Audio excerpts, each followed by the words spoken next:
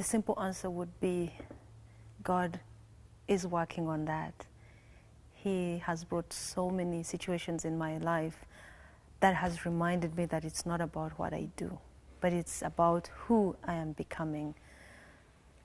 I have been faced with situations where I've had to simply trust God, where my skills, my experiences do not give me the expected results. And I have had to take a step back and say, Lord, what are you teaching me here? In our work, we work as partners, which means that we bring to the table what everyone has as a strength. And sometimes I think that in my own understanding, I'm stronger in this area than who I'm serving. And they come out as strong because they know the environment that they work in. I've come to the point where I've noticed, yeah, wait a minute. They know the context that they live in much more than I know. And God has humbly brought me to a place where you'd rather become a servant than an expert. There are times where He has told me, be a student and stop assuming that you have the solutions. Learn the right solutions in these instances. So it has not come as a personal decision. Let me study how to become who God is making me versus what I'm doing. But it has taken God to prompt me I'm changing you in this way, and what you need to do is to study. I'll give you examples. I expected that a financial statement or a budget that we have drawn up should be followed according to the activities that we have. In many places, we have discovered that the budget lines we have drawn do not necessarily apply. For example, we have a client that lives 3 hours away by car and 2 hours by walking. You park your car, you walk 2 hours to be able to reach a client because they are far removed from the nearest transportation possible.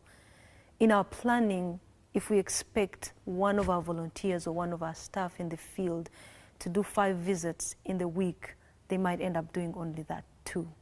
So our programs and processes being affected? Yes, big time. But is what is happening in the life of the staff member actually glorifying God? Yes, they're doing their best under the circumstances.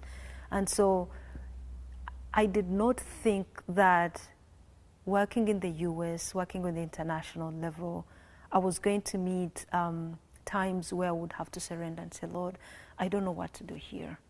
Just teach me. But I have learned that leaning on His understanding is far much better than leaning on my own strength and skills. And one thing that I've learned from Hope is that it's not about programs and processes, but it's about building right relationships, both with our colleagues here and the members that we serve in the field. And if in my trip, 1 week trip, I end up doing only one of the 10 things that I needed to do, but cultivate beautiful, rich relationships with the people we serve, that for me and for Hope, that is excellent service. And so, has it changed my life in the way that I serve? Yes, it has, because it's not about me anymore, and it's not about achieving these programs and processes. We pursue excellence. That is our strategic goal. That is what we want. But can we do this in our own strength? No, God has proved again and again that we can't. And again, He has brought me to situations where I've had to go back and say, okay, Lord, what are you teaching me here, and how do you want me to serve? I would say then that I've been brought to a point of cultivating that through listening to the Lord and following His lead. It did not come naturally to me, and it's not yet naturally to me, but at least I know that I've given God, I've opened my heart. I want Him to teach me, I want Him to lead me, and I want to be sensitive to what He's saying to me.